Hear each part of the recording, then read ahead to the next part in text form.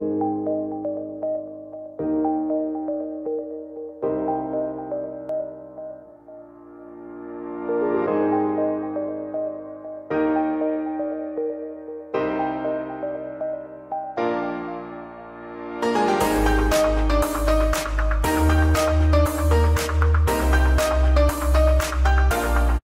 right. Good day, everyone. Welcome to another edition of the Speaking Bluntly podcast. This is Carlos, and I'm here with my co-host, Kim McCarthy, who is the editor-in-chief of two great publications. So do us a favor. Make sure you go check those out. You can find their information on the Harvest and Plume Facebook page, which there's information there. And again, it's very interactive. Great content. Got to check it out. And then also her other publication, which is the Cannabis Sessions. Kim, great day. It's another Thursday. How are you? I'm good. I'm good. I'm a little hyped up on caffeine, so watch it. Well, we're a little bit early today, and I appreciate you accommodating me. My son has his first wrestling meet today, so I needed to get a little bit earlier start. So thank you for doing that. Oh, absolutely. Oh, there we are. Put a quarter in the jar. Absolutely. I'm excited for you guys. My kids they weren't in sports. I mean, they tried it, but they were like, I don't want to commit myself to this type of thing. I want it to be literally recreational. So I live vicariously through scheduled parents like yourself. Right. And also welcome Charles Duncan, and thank you for sharing our live stream. Kim and I both appreciate that. By the way, he has his own podcast as well, but he has his online persona is Uncle Chuck. Uncle Chuck. I like that. Yeah. Well, Charles, just so you know, we share the same name. So Carlos in English is Charles. So we already have a lot in common. We do podcasts. So you should come on and do a show with us, and then maybe we could do the same on on his platform. That would be awesome. He's a huge cannabis advocate. He's a contributing writer for the both magazines actually, but he's been busy with some other things. He has a 501c3 foundation, and the focus is on PTSD. Let's see, what else does that guy do? I don't know, fly. Buildings or something. Yeah. Greenhouses and all that kind of good stuff, right? He doesn't grow. Actually, he doesn't grow, but he's an artist. Oh. In addition to these other things, that's why I said, what doesn't he do? Right. So yeah, I'm convinced that artists can do about anything that they want, because I'll be the first to admit I'm not creative. Like the people that can paint, the people that can do all that neat graphic and stuff like that. That's not me. I'll admit that's not me, but I do, because I think their brains are just wired differently. That creative concept comes into place, where I'm more, like black and white type thing. So hats off to him. Spreadsheet. Yeah. So hats off to Charles and the work that he's doing. That's great. So yeah. But anyway, so what's new? What's on your radar, your calendar for this week? What I'm working on right now, it's not just this week, but it's for the rest of the month, is it's the magazines. But more specifically, I don't know how many people realize how many, for such a tiny, short little month, February, there are a lot of holidays. Let's not say holiday, but let's say reasons to celebrate and take moment to honor, to remember, to, all of that. And 3 of them I'm focusing on in the Cannabis Sessions, and that is Black History Month. Gotcha. Great. Women's History Month and Marijuana Awareness Month. Okay. Yep. So those 3 are being incorporated into the magazine. And as I speak on the it's a Facebook page. Oh, this is bad. I think it's WEIC, and I believe it's Women Entrepreneurs in Cannabis. Okay. I may be wrong on the E part. Okay. Sorry about that. That's all right. No worries. So what I'm working on, I made the announcement that for these 3 things, it's kind of a big deal to have all of them celebrated in 1 month. So let's do it in the magazine as well. So, and I offer it to all of the viewers as well. And that is if you're in the cannabis industry, if you are African American, if you are a woman, and any of those, please send me your information either through Messenger, or you can email me, join@thecannabissessions.com, so that I'll know exactly what it's for.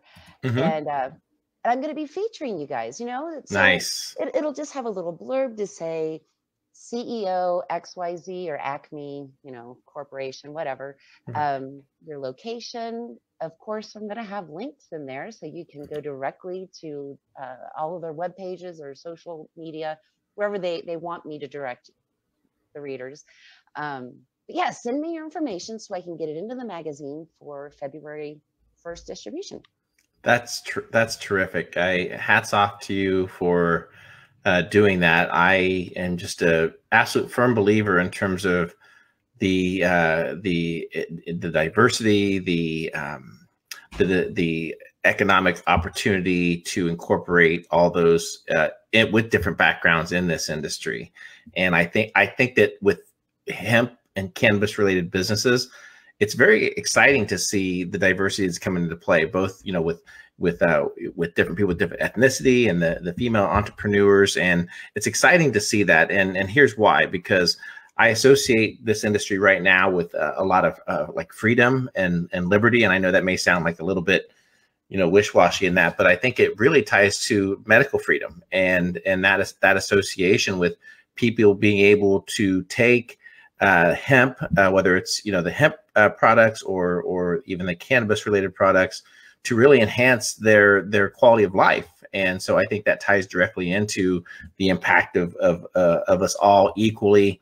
And then more importantly, being able to keep this industry somewhat at the grassroots level. I know it's going to be hard to do with like 10 years from now with consolidation and everything else like that. But I hate to say it, but I don't really want to see like the mega corporations take over this space and dictate that. I really want to keep this movement about the people, about freedom, and then obviously for people to really determine their future for their companies. And I think that that what you're doing there by modeling that and actually advertising or promoting individual companies with different backgrounds, I think that's great work, and that'll only help, Kim.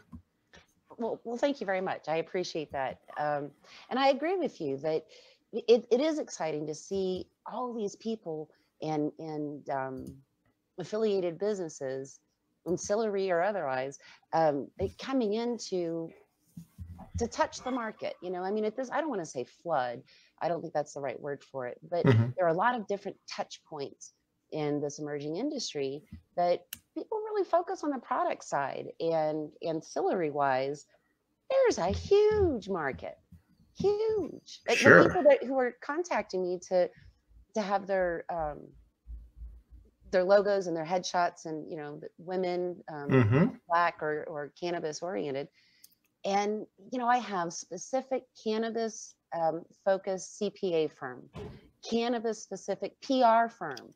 And that's the first time I've seen, you know, coming out and saying we are only a PR. But it's fantastic. And that is exactly what's needed, because there are a lot of questions and compliance issues. Well, because we're still state to state. Sure.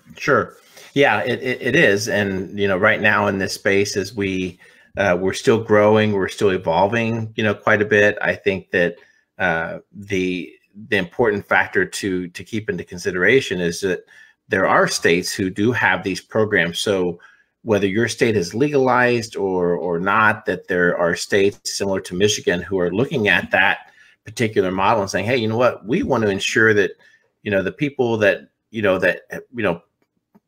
possibly that have been penalized because of using cannabis, or they have been racially disparate because of the inequalities associated with cannabis, that they're given an opportunity to participate in this industry. So that was one of the things that I started honed in right away with Michigan's program on the things that they were doing to really, you know, amplify that, you know, whether it's consulting or business startup, helping those individuals, because, you know, let's face it, it's a complex maze. It's not it sounds great. Hey, I'm going to go jump into that industry, and then boom, all this stuff comes at you, and the legalities, the paperwork, the compliance. It's a lot to consider. So I'm glad that there are certain states that are doing quite a bit of work to ensure that that opportunity is there for a diverse group.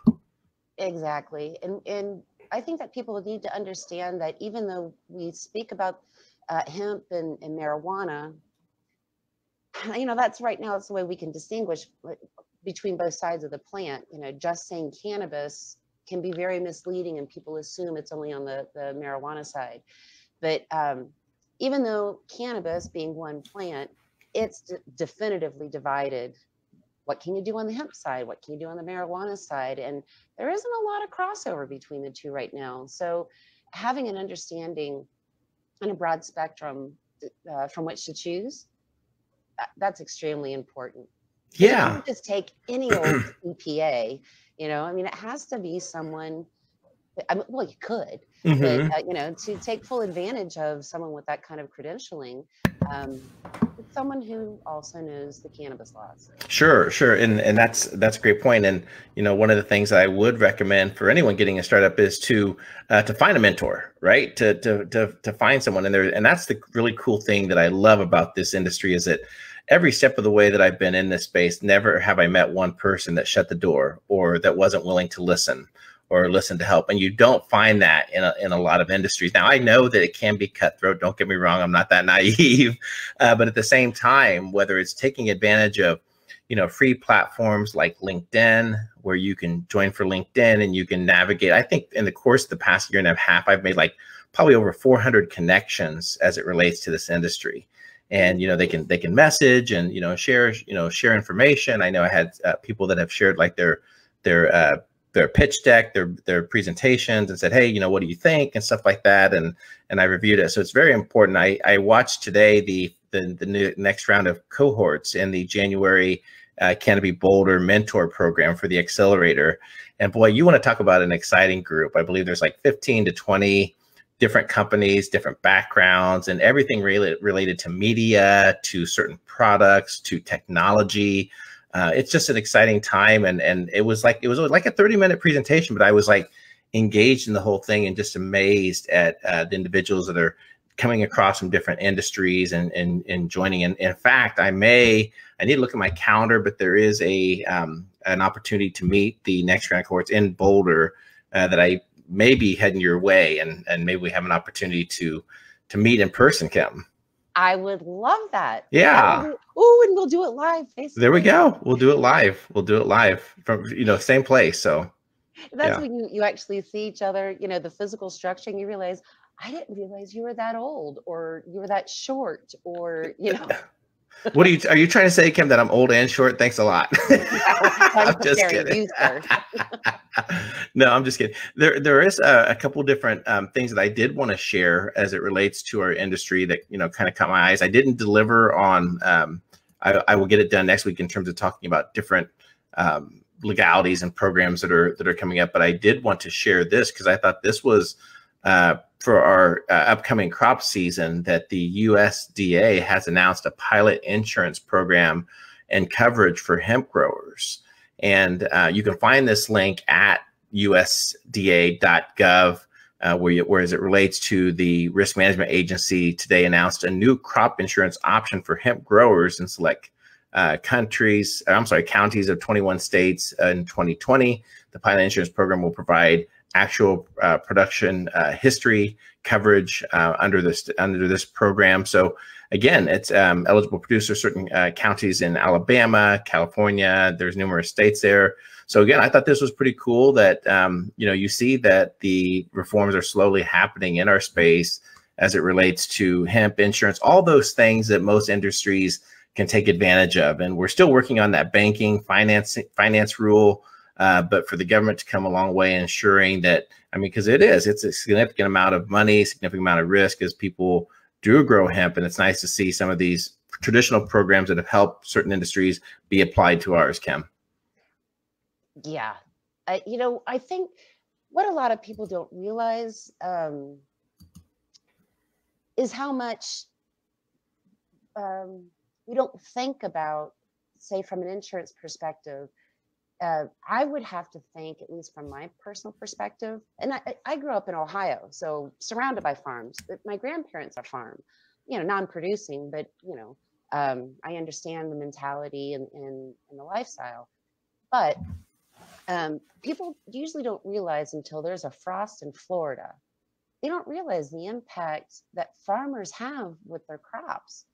And this hopefully will bring about more awareness, because there are, I don't know how many tons, we can take a guess, how many tons of hemp that are just sitting there rotting. Mm-hmm. Yep. And that's not protected. And so for those who think about hemp or cannabis as an actual product, think about it from seed in the soil to the point where it's just growing. And there's a lot of risk in there. So I'm so happy. And I happen to have a specialty in financial services and insurance anyway. So, that kind of oils up my gears to say, oh, thank God, there's some type of protection or relief for that end of the industry. Right.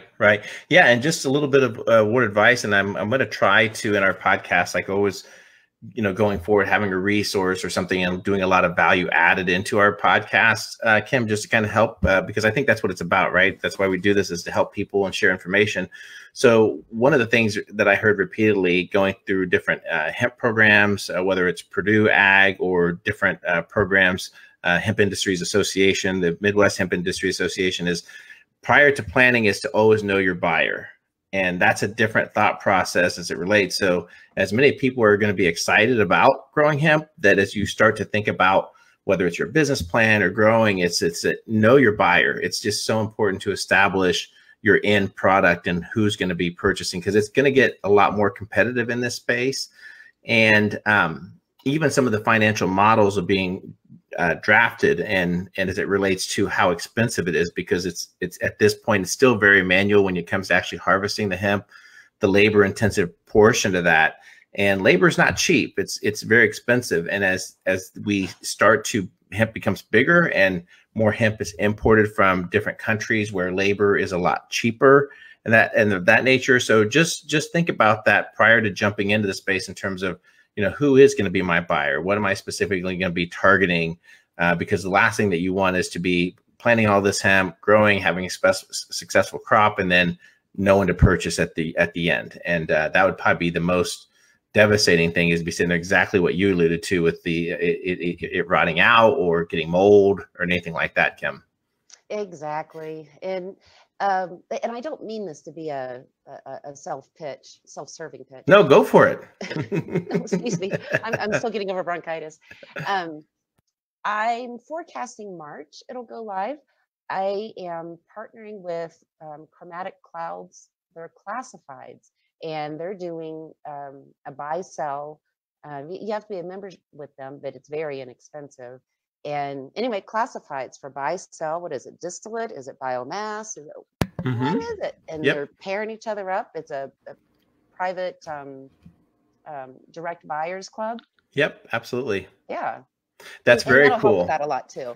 Yeah, there's very interesting things, neat programs like that to help in terms of distribution networks, getting the product out. And then there's also other companies that are coming aboard to help farmers, where if you have grown in the past and have traditionally sold to a certain company and you have future purchase orders, and let's say that you need money for this year's crop or to do it, there's actually companies that are actually going to be able to leverage your harvest and those purchase orders to help finance some of your deals as far as your farms and getting the capital that you need to do it. So it's cool to see all these innovative solutions that are coming aboard.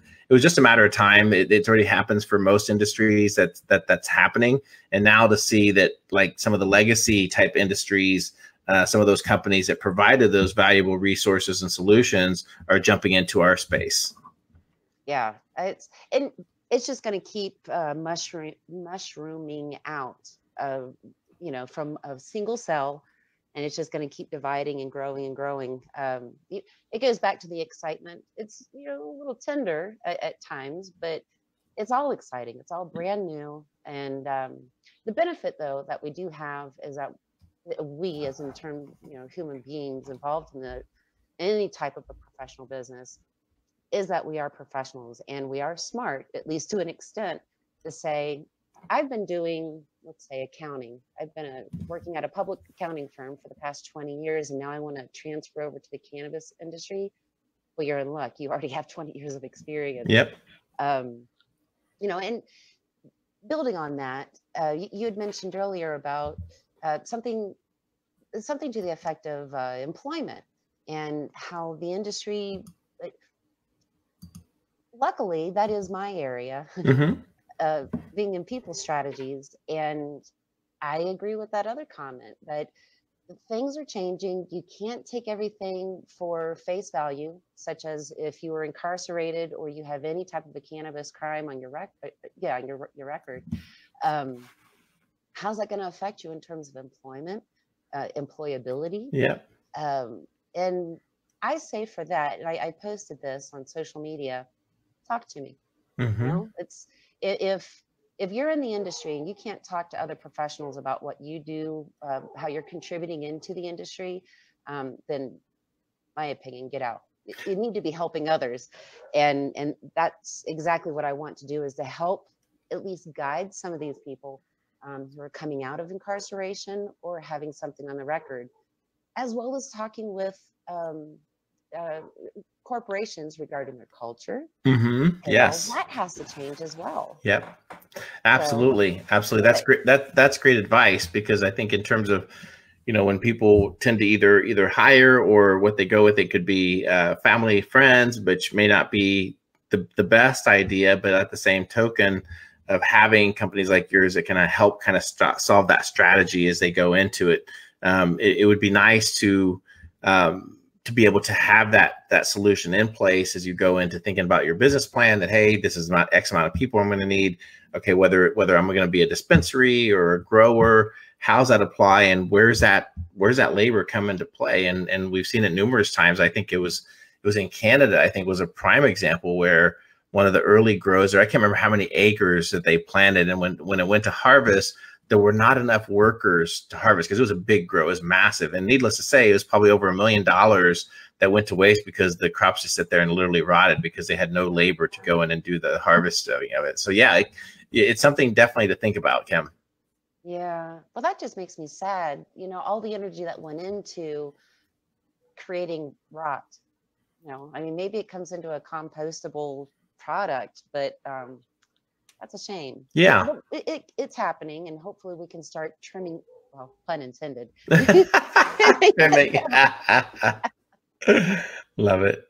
Yep, absolutely. Well, and there's one other thing that I also wanted to share, and that's just in regards to the CBD and cannabidiol. You know, the FDA has yet to put out any type of structure for edibles, for all that. And there is a bill that is currently drafted where Congress, and I apologize, I do not have the exact name of the bill, but this bill has been drafted and supported, and it's pushed through the FDA to say, hey, listen, go ahead and list CBD as a dietary supplement, and allow for food, allow for these certain things.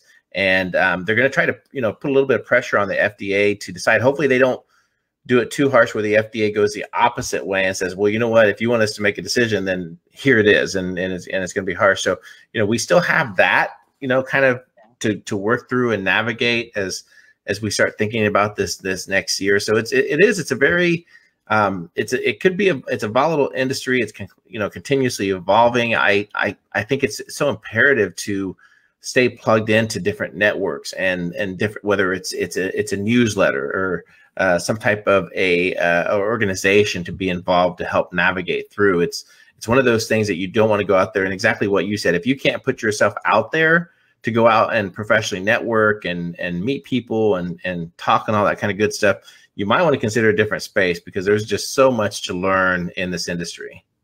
Exactly. And honestly, I see hands out and hands helping up on a regular basis. So if you're flying solo and you think that you can totally do this alone, like a lot of these like big brands with big money behind them, and we're starting to see them fail, not just fall, but fail. And I think that's a huge issue. But, you know, I think it came out today.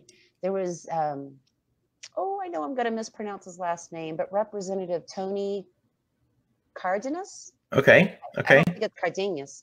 Carden, not Inge, Nas. And it was on, I think it was Now This Week. Okay. He was talking to Congress saying, listen, here's a situation about incarceration and how it affects special populations.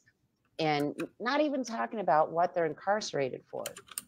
And anyway, as we all know, people of color, brown and black specifically, are grossly targeted and end up going to prison for the exact same things that Caucasians end up getting off for or paying their way out of or whatever. And so he's talking about the impact on your social impact, your mental health, your physical health, all these things.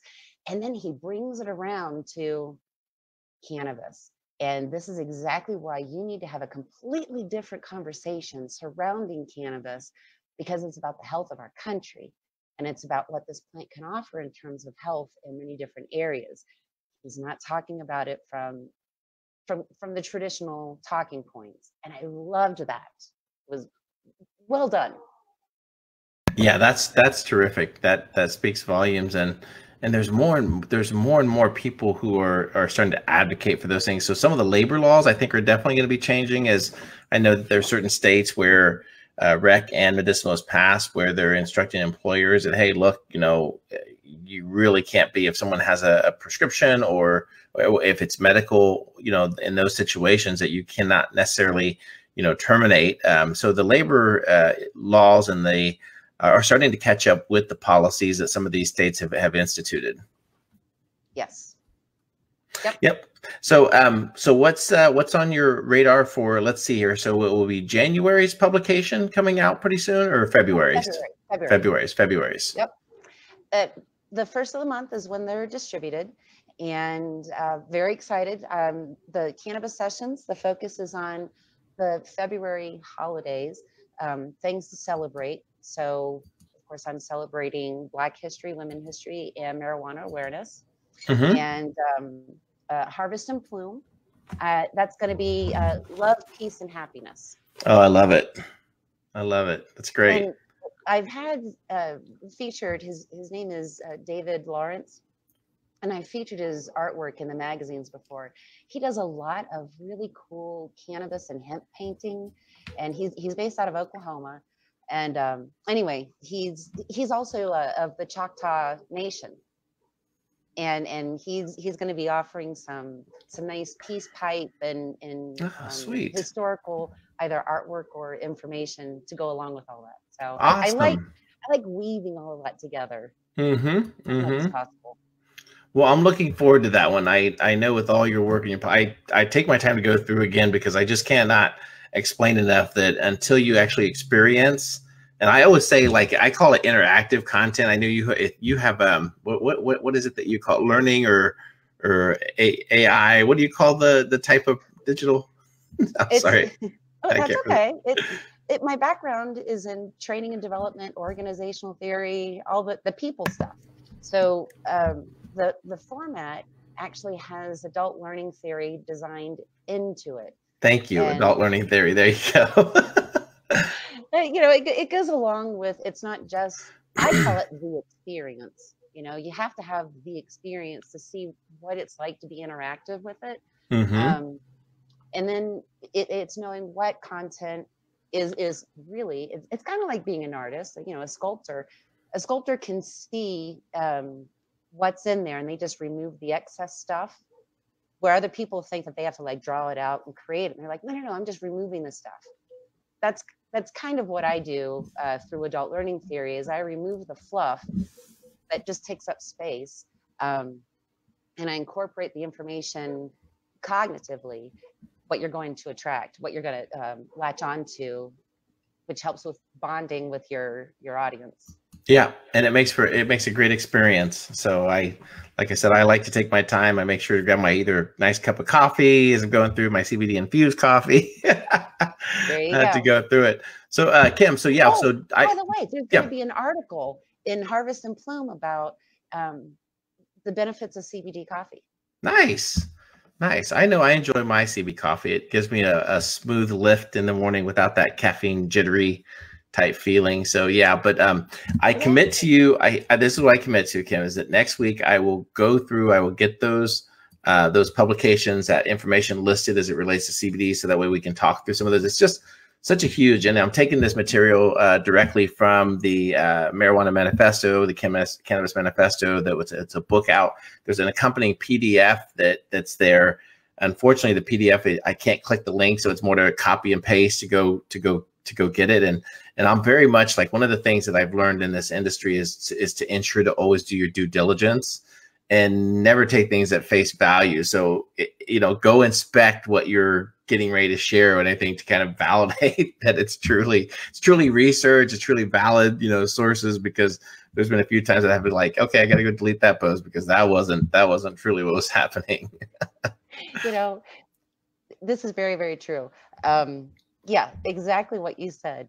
I remember when Spanx, that it's like Armor All for women, it sucks it all in there and takes you from a size 10 to a 0. Okay. It just smooths things out. Anyway, it was forever ago, and she was on Oprah back, geez, that was a while ago. Anyway, she said, and that's when websites were first coming out. And she said, well, what's your website? And she said, oh, it's Spanx.com. By the way, it's spelled with an X. If you go to the other one, that's a porn site. Oh my gosh. That could be a little bit of a flub in marketing. So you might want to try things out before you show them. That's a good point. Yeah. And definitely have the links embedded somewhere so people can just click. Well, Kim, thank you again for another great podcast today. This has been the Speaking Bluntly podcast. And again, this is Carlos. I notice I have producer CJ up there, so I'm not sure how that got there. But yeah, so AKA CJ, and then also Kim McCarthy. And please do us a favor, go check out our primary work. So we have the Harvest and Plume Facebook page. Check that out. Make sure to like it. Make sure to share it in your community. Also, we have the Cannabis Sessions Facebook page, which is, again, the public platform for their digital media. You can check that out as well. And then when you're there, also please check out rogue420.net. It's kind of a basically all-in-one site for everything related to hemp, cannabis, news, advocacy. So bookmark those and save those, and that'll help Kim and I as we continue to grow and expand in this space. Exactly. We want to keep growing and expanding, and get involved with us. Yes. Send us questions or chat up on the side here. Absolutely. So Kim, thank you so much. And then we'll be back next Thursday at the regular time. Good luck with your son. All right. Thank you. All right. Take care. Bye-bye.